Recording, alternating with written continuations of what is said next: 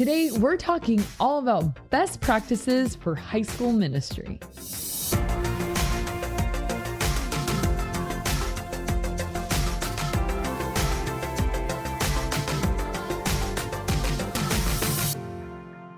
Hey everybody, thank you for joining us for another episode of the Ministry Coach Podcast, where we bring you weekly tips and tactics to help you fast track the growth and health of your ministry. I'm going to roll with it. Okay. My name is Jeff Lascola. This is Kristen Lascola. Today. The one who knows how to talk. Yeah, right. No, that's true. Today we have a very special guest who needs no introduction. Except he does. But we'll give him an introduction anyways. Okay, so this guy, this is so crazy. I was thinking about how I know him. And when I first started in ministry, I was an intern at our main campus. He was one of our students. Okay, so I'm going to go get my walker and leave after this. But I remember him being one of our favorite students. You know, like you're not supposed to have favorite students, but you low key do have favorite students. Well, he was one of our favorite students because he was always in the office, always helping out. He was so funny and so fun. And now fast forward, I don't know how many years later because I stopped keeping track of his birthdays, but he is now a high school pastor at our Carlsbad campus. Mm-hmm. Married, 2 kids. Previously to being a high school pastor, he was a junior high pastor at our San Marcos Escondido campus, which feels like a million years ago, actually. It does. It does. So his name, drum roll, is... Go on. He's wearing an orange hat. He puts the hay in Hayden in the Finn and Feindel. Hayden Feindel. Hayden Feindel. Welcome. So Hayden, the reason we're having you on today, which I already know you already know this, but we did an episode on best junior high practices. Mm-hmm. And I do junior high ministry. I know you know that. And one of our listeners, she wrote in and she goes, well, what about best practices for high school? And I thought to myself, well, I don't think I'm the best person to answer that, but I know who is. It's Hayden, because you've done both. And that's why I thought you were a good choice, because you had a foot in junior high for a really long time. And you and I worked together a ton when you did junior high. And then you went to high school. And I feel like you would be the best person to be able to speak into the difference, culture shift between the two. Mm-hmm. Yeah. So Hayden, I got a question for you. Yeah. Guess what it is? So can you tell our listeners, because you have your history in junior high and now you've been doing high school for how many years? 4.5 years. Okay. Then how many years did you do junior high before that? So I started working in 2010 and I got out. Thank God. Just kidding. That is the furthest from the truth. It better be. It is. Okay. Promise you. 2017. So I worked in junior high for 7 years. Wow. Okay. So junior high for 7 years, high school for 4.5. Yeah. So that's, dang, you are a seasoned ministry veteran at this point. I know. You know, what's crazy is people are like, how old is Kristen right now? And don't worry about it. We're moving on. Don't worry about it. You know what the most depressing part is? I have one of your former students, Addison. And I think he thinks I'm older than you, which I'm like. Wow. You want to know what? Annika saw one of my former students working at Costco.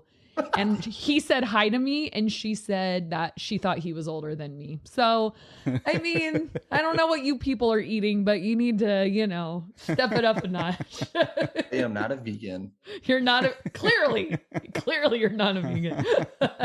Okay. So Hayden, what would you say? I know you have 3 things for us, but what are some best practices as you've navigated the world moving from middle school to high school, light bulbs that went off for you of okay, here's how to do high school ministry specifically really well? Yeah, that's a good question. There is something that someone told me, and I don't remember exactly who, but when I started high school ministry, it might have been an Andy Stanley quote, but they said, hey, the mission is the same. The methods are just going to change. And the mission of reaching students, making students know who Jesus is, that he's their Lord and Savior. Like that's the mission. It's just the method's going to change. And I didn't necessarily realize that. And I'm still, I think, learning that lesson, is because I actually did try to take my junior high program and I did try to like replace it and put it into high school ministry, which definitely I think backfired at times. But I also think that it was a good learning step, because what it kind of allowed me to do and what it kind of allowed me to ask and seeking advice was, hey, I've taken a program, I've tried to, bring it to a high school ministry that I used in junior high ministry. And then my boss actually said, okay, what elements, these abstract ideas, and he kind of said one word things do you think is important to a high schooler? And I gave him answers like Bible study. He's like, no, that's not an element. Like, that's just a fundamental, tool of ministry. He's like, no, what do you think is going to be cool? Or what do you think is going to be helpful for a high school student to want to come to a part of your ministry? And that made me kind of start to think, like, what does a high school student really want? And I think it did a couple of things. Number one is it really made me ask the questions to my students, because I believe that your culture of what you shape and what you should be shaping as far as your high school ministry, as far as what you have in front of you, is to allow a little bit of the students to dictate that, a little bit of just, I live in now I live in Vista, which is nothing like where my students live, because where my students live it's kind of a surfer, skater, low key kind of level. So one of the things that, I immediately thought to is this element, as my boss kind of asked me that, I was like, hey, we kind of need a little bit of cool vibes, because everybody seems to be cool. And I was like, that's gonna be a problem, because I'm not You're cool. never gonna fit in. I'm not cool, and so I was like, okay, how do we get cool? And I was like, well, let's figure it out. And I wasn't the answer. But, spoiler alert, it's not me. It wasn't me. But then, other elements that, like, we kind of said that are going to be good were, authentic. I think high schoolers, they immediately want to know, like, okay, who are you? And I'm going to size you up, because before you speak into my life, like, I want to know what you're all about. And for me, we kind of learned that lesson the hard way, is because I would just teach and teach and teach. And then people would be like, I don't even know who you are. And like, you're teaching me, but I don't really care how much you know until, like, I know how much you care, which is the old, ministry saying. And so what we've kind of done to kind of change that is I do a Tuesday night program. And instead of me teaching, I've actually started interviewing my leaders or interviewing people that I know, because authenticity is something that we're like, hey, that's an element that I think high schoolers are going to say, I want to come, is because this place is real. This place isn't afraid to go into talks about depression or anxiety, or we're going to have, a panel of people who are talking about dating, and I get to ask the questions, and it's not me who's answering them. It's other people who've walked this life of Christianity of all different, paths, and I can ask the questions. And so authenticity is one. Just to stop you for a second. So when you're talking about that, do you do that every Tuesday night, or that's just for like a series that you'll go through? So like this summer, it's called Summer Stories. And we asked all of our leaders who want to be interviewed, and we asked them, hey, what's your story of how you came to know who Jesus is? Let's take a little bit of, tidbit of that, and then we're going to interview you. Okay. That's rad. And then so then like a weekend, are you doing just your typical sermon on like your typical boring Hayden sermon? Oh my gosh. On a Sunday, or like, how are you splitting that up? Yeah. So there's a couple of different things. Again, authenticity, and then also for it to be real is kind of like another idea that we kind of play around with, is we do team teaching. And so I have two people who work with me, and I've just said, hey, like, you're going to take a topic and you're going to run it with me, and we're going to kind of bounce back. And it's awkward sometimes, but it also is cool, because it's like, I like what you just said there, Hayden. Can you, elaborate on that? And I'll look at somebody else. It's like, that didn't really make sense. Can you tell me more about, that point or that analogies? Because I didn't get it. And so it kind of puts you on the hot spot a little bit, but it also is just a different voice. and it's a different voice on a different passage as well, which is kind of what I really enjoy about it. Mm-hmm. And who are those people that team teach with you? Is that staff or interns or volunteers? Who does it? So I have 5 people who actually teach. There's 2. So I have a girl who teaches, and she is someone who's, I think she likes the idea of being interviewed more than like teaching, even though she's really wise for her age and just really wise. And then I have another director who's learning how to teach. He's newer in ministry. And then I have 2 volunteers who've done ministry before, but now have got outside of vocational ministry and have just started to work in other arenas of life, but they still like ministry. So they're like, hey, can I still teach? I'm like, of course. Cool. Okay, so you're checking some boxes here. So you identified high schoolers want it to be, because I know you listened to our episode about junior high, and we talked about so much like junior hires want it to be fun. So you're saying like high schoolers want it to be for junior high, you err on the side of fun rather than cool. And high school, you err on the side of cool rather than fun. But I know you are going to talk about fun in a little bit. And then you check the box of authentic. And I think you fleshed that out really well. What else did you identify when your campus pastor sat you down and said, what are these elements? So another one is like wowed. I've made this like analogy before, but I feel like a junior high is kind of like a dog. Like they're happy to see you. You give them attention. You know their name. They're like, oh my gosh. They chew on the furniture and stuff like that. They're not housebroken. Yeah, they're not housebroken. Like they pee when they see you and they get excited a little bit. And then a high schooler is kind of like a cat. Like it's like, who are you? Like this is my space. Like why are you here? And so and I say that because like the element that we've kind of like started to think about is like you have to kind of impress sometimes high schoolers, which sounds bad, but we've kind of used this word like wowed. Like, is this going to wow them? Is this going to kind of take them to an idea of like, I've never seen that before, or man, this is something I never thought church would have, which I think you could probably translate that to junior high. But I feel like in junior high ministry, just the age and I think a little bit of maybe the season of life they're at, it's a little bit harder. They're just happy to be out of the house. You could do anything. Yeah. Throw candy at their face. They've kind of seen it before. Yeah. Like a comment I get all the time is like, we've played dodgeball. It's like, okay, nail polish dodgeball, and then like this literally happened not too long ago. We played nail polish dodgeball. It's like, we've played this before. And I was like, Luke, who's our junior high pastor, is like, stop taking my games. So we played tattoo dodgeball. So we literally got a tattoo. So every time you got out, you just go get a stick-on tattoo and you get to come back in. Yeah, that one's a free game for you guys. I'm going to take that. Pretty awesome. Good. But so there's this idea that like, we want to wow them. Like we want to do something that they've necessarily haven't experienced in junior high, in high school, or even at church before. Because we think that they're kind of sometimes a little bit like I got my arms crossed. Like, I want you to kind of impress me. It's like, okay, we'll lean into that. Yeah. I love that you don't fight their kitty catness, but like you lean into that and harness it and keep them engaged and interested. And I think like you hit on something in the beginning of like the mission and the method. I think that's huge. Yeah. The mission is we want you to love church. We want you to plug in.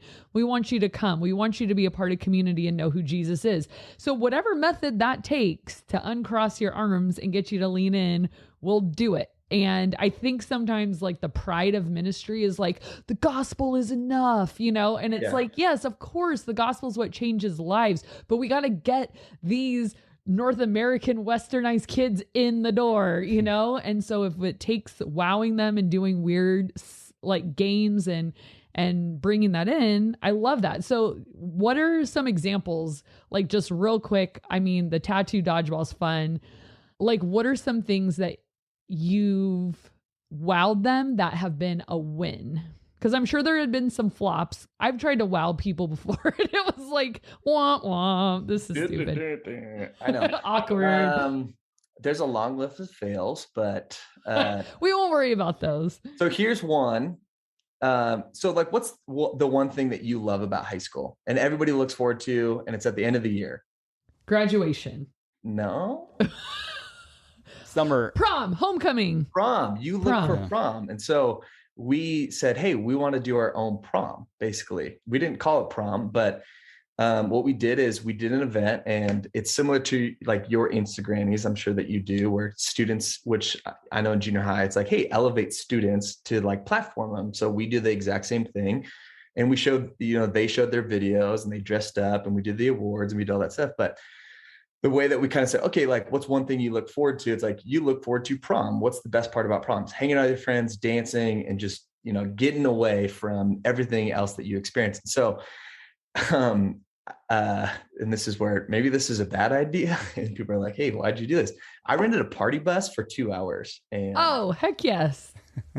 I just, why would that be bad? An hour. And I just shoved a bunch of high schoolers onto a party bus, and we got 2 of them, and we fit 50 kids on each bus. And we just went around dancing. We ended up in and out. We ate at In and Out for like 30 minutes. And that's so fun. Yeah. And so everyone dressed up, they danced, and the party was in the bus. So it wasn't at the church. Like you weren't having like a formal event. It was the bus the whole time. No. So it started like, it was like prom. Like you kind of eat, you do your fun thing. You kind of like do what you naturally do. And then instead of, going from the bus to like the location, we kind of flip-flopped it. But like after the party-esque thing, where we did like appetizers and pictures, and we watched their videos, and we had like live bands from like their high schoolers come, and they were like super shocked by that. And then I said, hey, we got one more thing for you. It's like, go outside. And then we've got 2 party buses waiting for them. That's so fun. Okay. That is, I feel like the definition of what you're talking about, like the wow, like never would they expect like a church to put on a party bus prom type of party for them. Like that's amazing. Okay. Then I'm going to challenge you a little bit more. That's a pretty grandiose event. That is a budget wise, it's going to, stretch you a little bit. What would be something that you would say is a little bit more of a regular weekend or a weekday, program, midweek program that would be a wow factor, but maybe is not going to be as much money spent? Yeah. So you said this, and it's still true in high school ministry, is the way to a junior hire's heart is through their stomach. And so my first event, which we'll talk a bit about in a little bit, but I emailed all of the parents and say, hey, my name's Hayden, like I'm new, I've never done this before. I would love to have different parents bring different meals. And I just want you or your, husband or whoever is in your family to walk around and just kind of treat it like you're serving your students, which I think is really cool to see that as well. So didn't cost a dime. I just literally sent an email, and I had, I think, 7 different stations of like different food appetizers or something like that. Ooh, it's like Epcot at your youth group. That's so fun. A little bit of this. I think we had a charcuterie board, and I was like, what's charcuterie? Let me teach you the Carlsbad way. I was going to say, excuse me, you need to get with the Carlsbad vibe, Hayden. I know, I'm being dead serious. I was like, yeah, God bless you. Yeah, my California burrito's great. Okay, so we got the cool, authentic, wild. And then what would you say, since I kind of already talked about it, tell me like how you translate the element of fun into a typical high school youth group, because we can't say that fun is not important. Fun is important to human beings, regardless of age. So junior high, we crank up the Mountain Dew fountain and let them go wild. But what do you do for high school that's fun, but it's not junior high fun? Yeah, that's a good question. I think that's something I like, just being honest, like I struggle with. I think I've said this to you before, but I think I'm a better junior high pastor than I am a high school pastor at times. And I think it's easier for me to connect with junior hires. I'm a little bit all over the place. Like it's hard for me to focus on like one conversation. Like I experience high highs and I'm just like going, and then there's a crash sometimes.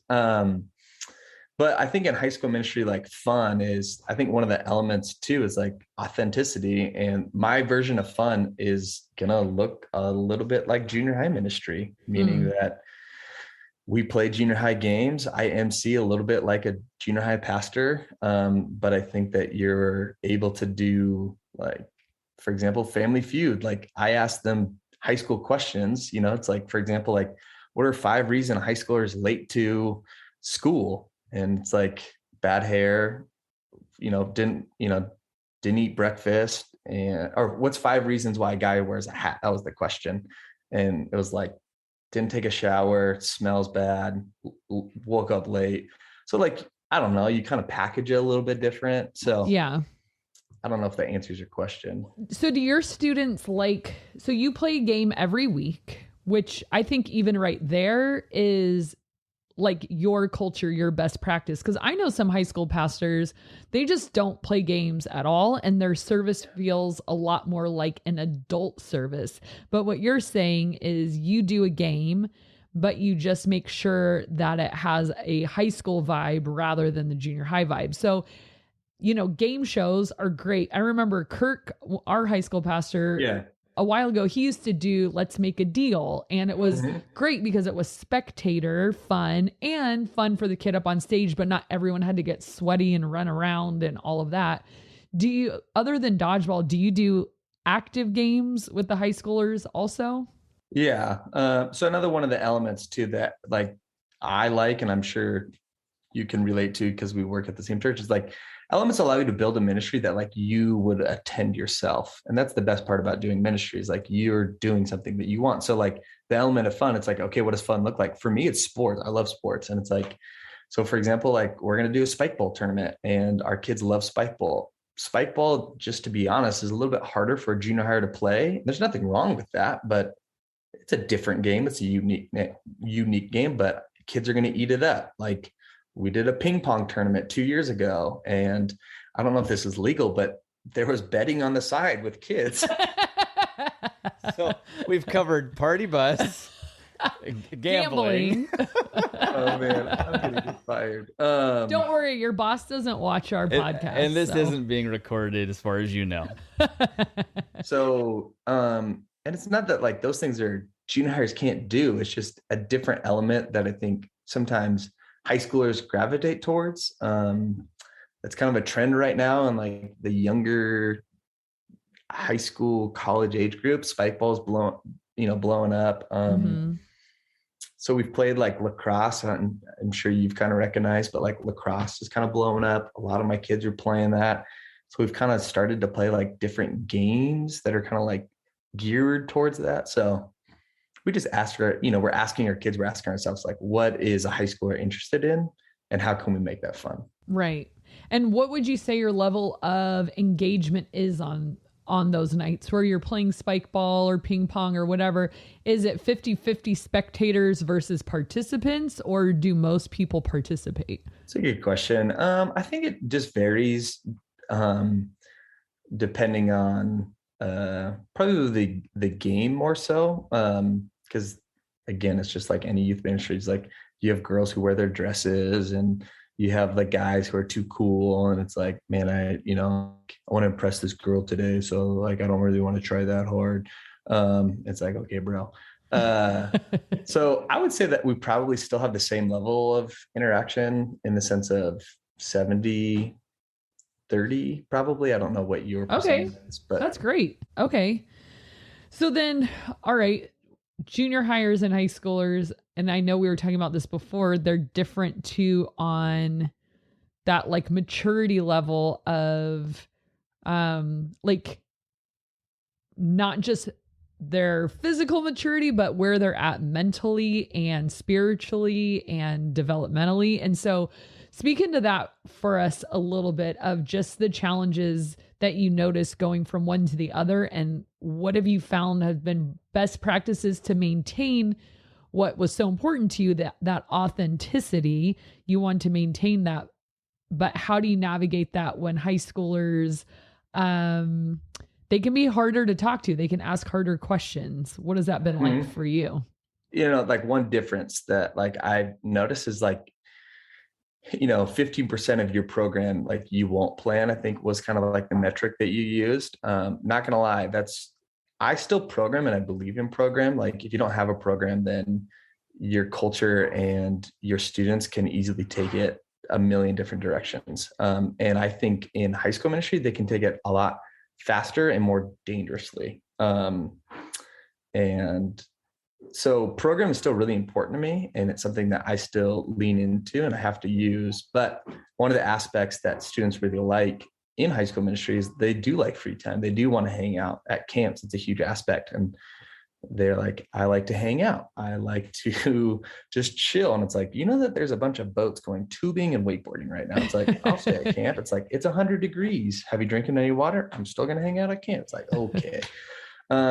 It's like, why? It's like, because they're relational, and I think they're growing in their relational development. They're growing in the relational aspect of seeing who, like who's someone that they could really trust and confide in, especially at camp. And so all that to say is, so I have to give that free time, which as a junior high pastor is hard for me, because I'm like, no, we could be playing an organized game, or like, do you know what kind of, fun we could be having right now? Or like, oh, this is cringeworthy. It's because like nobody's motivated to do anything. The energy's not here. But so I guess I've leaned into that. And here's how I leaned into it is it's got to be intentional relationships. And I tell my leaders that all the time. I'm a huge believer in, leaders and life group leaders. It's like, just because it's chill time or hangout time doesn't mean it's for you to go take a nap, or, for program during summer. This is maybe sounds weird and crazy, but like we don't do life groups, but like we do like s'mores, we do, Italian soda, we do, we have a couple different games that like only high school ministry kind of has around here. And we like, hey, intentional relationships. This is where it's, IRs. It's like, wait, what's an IR? An IR is an intentional relationship. And it's just a code word too for, you have it too. It's like leader clumping. And then you just say to them, hey, IR. And they're like, intentional relationships. Okay. Then they go and scatter and that conversation of like, hey, how's your week going? Hey, you looked a little bit down during the service. Like, yes. Okay. Stuff like that. You know what's funny? I have a code word for that too. I'm going to start using IR. I would say Mufasa to my leaders, and they knew, hey, Mufasa, pink sweater, go. And they'd be like, got it. So yeah, it's more code. No one's going to crack my code, Mufasa. Has anybody ever been like Simba? And then I was like, what? Cannot compute. Hayden, you've talked a lot about some of the differences, obviously, between junior high ministry and high school. And since a lot of our listeners and a lot of youth groups across the country are combined 6th through 12th grade, what are some of the things that you would say program element wise are similar, or that would be the same, with a junior high or a high school? So I've done the small church thing, and here's what I would say, and I don't know if this is possible, but if you are a youth pastor and you're trying to do 6 through 12, try to separate as much as you can. We say that all the time. Yep. And we did not tell Hayden to say that. We did not. And here's why is, so I started my junior high ministry with like 13 kids, and it was just hard and it was difficult. And it was like, man, where do we go from here? And it just stayed like that for a long time. And it didn't matter how small it was, the mission was still the same. And then we started to combine when we got into our building a little bit more with services, because we didn't have a campus yet. So we just meet in homes, and then we got a campus, moved in. And so our services were combined because there was an open door to the high school room and an open door to the junior high room. So you kind of shared that space, and it was just awkward. It was uncomfortable. Like junior hires were like annoying, like the, older siblings. And then like the older siblings just didn't really want to relate. And it's like, this is my game. This is our area. This is our zone. So, and even now we are struggling with one of our services, and we are combining them. And yes, so I know it's exhausting. I know it may be a different night, but if you have 2 high schoolers and you have 8 junior hires, it's like, do a separate Bible study. like Mhm. do a separate, youth night or whatever it is. It's like, if you have 2 kids, if you have 3 kids, if 3 kids are high schoolers, it's like, I think they would probably appreciate being on separate nights. So programmatically, if you're trying to do 6th through 12th grade, I don't know. I haven't done that before. Well, what elements of the high school program that you have now would you say, yeah, that was the same when I was in junior high? Like, you did talk about game and kind of, adding the element of fun. It's just in high school, it leans more towards cool, but you still do have it because that's your personality too, right?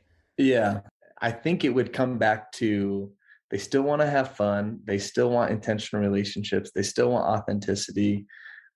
It's just, again, the method might look a little bit differently. So how you bring that out of a youth group through 6th through 12th grade is going to probably be a little bit more challenging, but at the end of the day, the mission's the same. It's just, so I feel like I can't answer your question.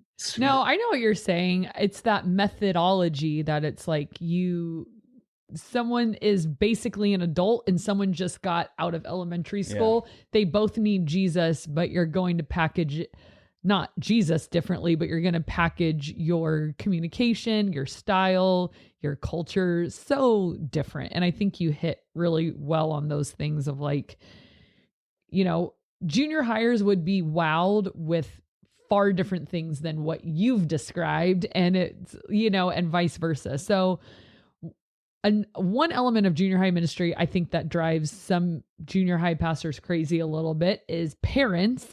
And they're hoping that high school, they don't have to deal with parents as much. But I think I really want you to share your perspective on what is a high school pastor's ideal relationship with students' parents, because it's not like they're out of the house yet. The parents are still there. So what have you found there? Yeah. So huge myth. Okay. Big no. I'll pay the dump tax for you. It's like, you're an adult now. You have a job, you can drive yourself, and you can hold all the information to camps and times and how much it costs, and you can almost sign your own permission slip. Yeah, right. Biggest joke ever. So I definitely did not lean into parents. I didn't lean into doing a lot of communication, email blasts, social media. And then probably within the last year and a half, I have one parent who kept asking me these questions. And I was like, what, if she's asking these questions, I wonder how many other people are. So I got my email list back out from junior high days. That was just a template of, here's what's happening. Here's what's going on in summer. And here's the event that we're having. Here's, and I've always been a fan of parents, in the church circle that we kind of work in, you have that stool that, I don't know if you've given that example, but 3, key points of your ministry is parents, students, leaders. And I try to minister to my parents as much as possible. I have 4 parents that are life group leaders for me. I welcome them. I want them here. I email parents. I do parent meetings. I try to do as many parent updates as I can with, here's what's happening in church. I stand outside my door and I talk to the parents too. Whoa. I know. And every time a student will almost come up to me, he's like, why are you talking to my mom? It's like, because it's still your mom. Yes, Hayden. I love that. I love that. Because I think you're right. We can treat especially those upperclassmen, like we can start to treat them as if, well, you're responsible for your own stuff now. And yes, we would love that to be true. But the truth is, like you said, they're still under that roof. You still need parent buy-in. And one thing too, that I've learned so much is parents talk. Mm-hmm. Parents talk at football games. Parents talk at lacrosse games. And I mean, your town isn't as small as ours, but they want to know what programs and churches and youth groups their kids love and why. And they're going to talk about it. But if they have no relationship with you, they're not as likely to like be a hype man as much, Yeah. So this will kind of be where we end, but good. Like, where did you say good? No, I said go. Yeah, go ahead. I thought you said good. Yeah. Guy, sorry, Hayden. I'm sorry to inconvenience you with this podcast. But if I could be so bold to ask one more question. So how has it stretched you personally? Because going like Hayden as a junior high pastor to Hayden as the pastor of almost adult high school students. Like, how has that challenged and stretched you personally?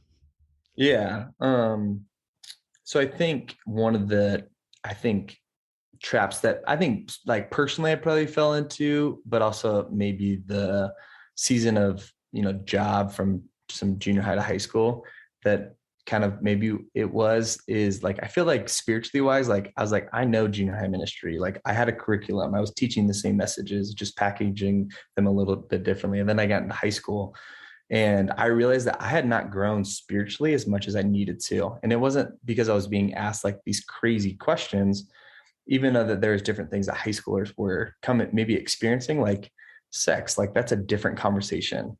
But, I've been asked by 8th graders or 7th graders, like, why is sex before marriage bad? But now the question is like, hey, I'm having sex before marriage. Why is that bad? It's like, it's like, and then you started giggling and you're like, I don't know. Where's your mom? Go ask her. Yeah. So, like I didn't have a great answer. Like I really didn't. Like I could tell you maybe what I said to junior hires and like, here's all the stats, here's all the reasons, but like, it's different, when a student's like literally in the weeds with his girlfriend. I don't know if that's an expression. But...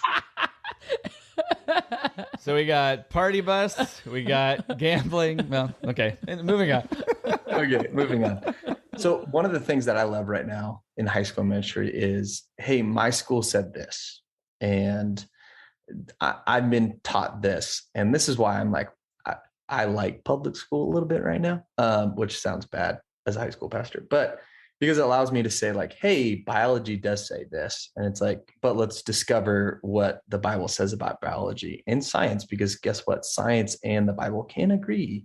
And so those are questions that like, I didn't know a whole lot about science and biology and how they work together and creationism. And those are just questions it's not that junior highs couldn't go there. It's just, I didn't get them as frequent. And so I stopped growing spiritually. And because of that, I probably started dying a little bit spiritually, and not only spiritually, but also in my leadership as well. So that's definitely one of the biggest learning lessons that I've had over the past probably 4.5 years. Yeah, it's funny you bring that up. I was at a conference recently with Christine Kane. I didn't go with her. She spoke. I don't think she knew I was there. And she said, as leaders, we need to keep learning, because this generation coming up and the generation after them, they're going to be asking questions that we've never even thought of. Like they're inventing new questions. Yeah. Did you ever in your wildest dreams think that we would be talking about what we're talking about with students now based on what's going on in the media and in public schools and in politics? Like it would have sounded like a Babylon Bee post. Right. Like it wouldn't sound, we would have been like, what? Nobody's ever going to question this or that, or whether this is right or wrong, but these are the real conversations we're having. What are the conversations going to be in 5 years and 10 years? Like if you're still in the game. And so, yeah, I love what you pointed out of just like, you can't stay stagnant, especially with high schoolers, because they're like, junior hires are joking about that kind of stuff. Yeah. High schoolers are grappling with that kind of stuff. Like they'll whisper, I identify as a like Coke bottle. Right. Like they'll say like weird, I'm a donut. I identify as a donut. But like high schoolers really are identifying as a donut. Is that where you're going with that? I would love to identify as a donut right now.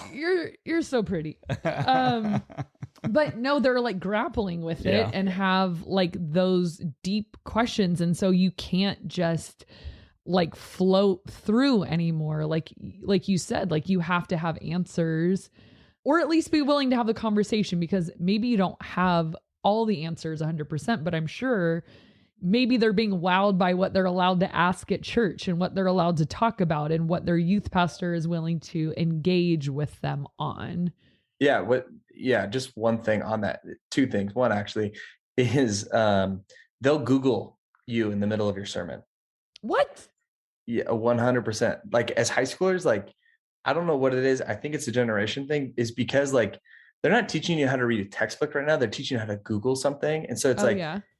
like, hey, do you know that the Dead Sea were found in this year? And did you know that they're found in this location by, a couple of it's like, was the Dead Sea Scrolls really found at this location at this time? And it's like, Oh, hey, they're Googling what you're teaching on. I thought you meant sorry. they're like Googling you, like Hayden Feindel, and see what they comes up. do that. And that's another time for another place. I did do that, and we're going to talk about that in a little bit. Yeah. Youth pastor gambling at church. No, it's bad football stats. And it's like, dude, you really led the league in interceptions? It's like, heck yeah, I did. Dude, I wasn't even gonna bring that up.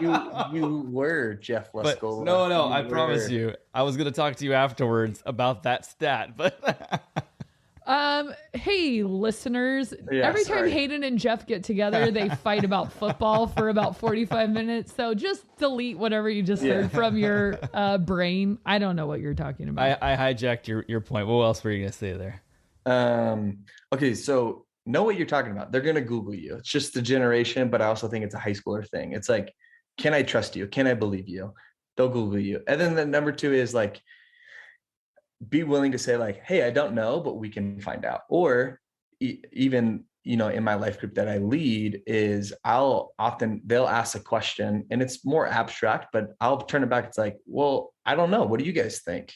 And it really kind of puts it back on them. Cause it's like, I think we also live in a generation too, where we're almost biblical illiterate. Like they don't bring their Bibles, they have it on their phones, but because they have their phones, it's like just any app. Sometimes you use it, you don't use it. And so it then puts it back on them. It's like, great question. Just where did you find that? It's like, where is the prophecy of the Messiah coming? It's like, I don't know. I guess I shouldn't have asked that question. So 1, put it back on them. But 2, it's like, I don't know. Let's talk about it. Let's figure it out together. And so I would encourage you. It's okay to say, I don't know. Yeah. And they always respect that humble attitude. Also, like, I think there's this misnomer that the youth pastor is supposed to know everything. And if we don't, we're going to lose respect. Like, how are you youth pastor? You don't even know what year the Dead Sea Scrolls were found. But I think also just saying like, shoot, yeah, that's a good question. I don't know. Let's do some investigating together. That's more like coming alongside. So yeah, we don't have to be afraid of that at all. Yeah. Hayden. Yeah. That was incredible. Thank you so much. I think you gave so much practicality and you said so many little nuggets there. I was taking notes of just ways that I never really thought about high school ministry before. So I'm so encouraged and I think our listeners will be too. Yeah. We have a question of the day for you, Mr. Before you go night-night. I know it's getting late. 2 questions of the day. We're going to see how good your sports trivia is. You say you like sports. And I did Google your stats, but I was not going to bring up your interception rating. What game in high school did you have 3 solo tackles, 4 total tackles, and 1 pass deflected? What are you talking about? This is in Is this actually 2009. him? Yeah, this is Hayden. His real football stats are online? Yeah. 2009. That stuff never dies. What? I'm going to say against Fallbrook. No, not even close. Helix. According to Max He doesn't even know. Or it could be Otay Ranch. I don't know. It was a little confusing. But either way, hey, those are both good programs, and you showed up, man. Showed up, baby. Real question of the day. If you were to do it all over again in an alternate universe, what would your career be? And you can't choose youth pastor. Okay. I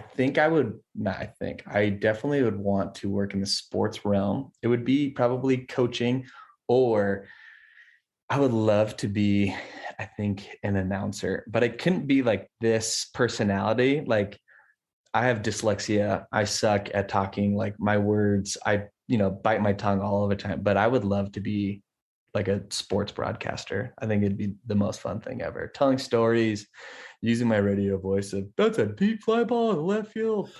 It's gone. But you're listening. Why do you sound like a really old man? Or you're yawning. It was a fly ball. That would be the dream. Yeah. color commentary, something like that. Yeah. You could People do just it. Ask me questions. Hayden's one of those guys that like can, and I'm surprised you can't recall your own stats, but can recall like every other stat from everybody else in the world, whether it's basketball, baseball, football. He's like one of those like people that has all that stuff in his brain somehow. So Hayden, thank you so much for being with us here.